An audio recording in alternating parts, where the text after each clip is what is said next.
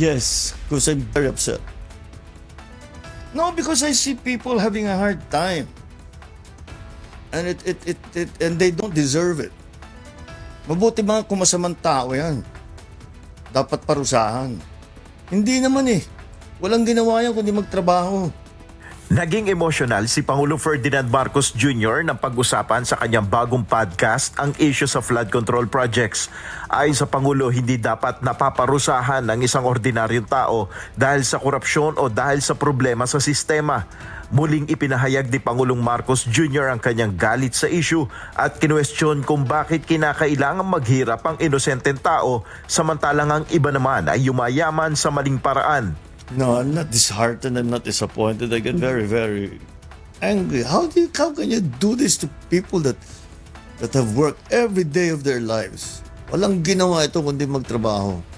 Nagsakripisyo ng mahirap for very little.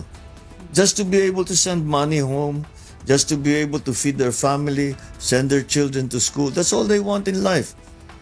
Kukunin nyo pa sa kanila yon para bumili ng Rolls Royce. Samantala, malapit ng pangalanan ni Pangulong Marcos ang bubuo sa Independent Commission na mag-iimbestiga sa umano'y anomalya sa flood control projects. Ayon sa Pangulo, ibibigay nila ang kinakailangang kapangyarihan rito upang epektibo nitong magawa ang kanyang trabaho. We will give them all the powers that are necessary for them to come to a conclusion, to come to some findings, para meron naman, alam natin kung ano yung nangyari. Dagdag ng Pangulo, lahat ay maaaring imbestigahan ng independent body, pati na ang mga mambabatas na maaaring sangkot sa issue. They will have the subpoena powers to investigate anything and anyone.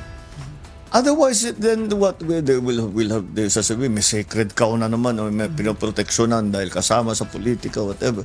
Sa gitna ng mga hamon naman na kinakaharap ngayon ng administrasyon, ayon kay Pangulong Marcos, hindi siya nagsisisi na naging Pangulo ng bansa. Because I am given the opportunity to actually, the privilege, the opportunity and the chance to actually do something. All of the things that I complained about all my life, now I can do something about it. Nel Maribuhok, UNTV News and Rescue. Diyos ang aming sandigan, serbisyo publiko ang aming pinahalagahan.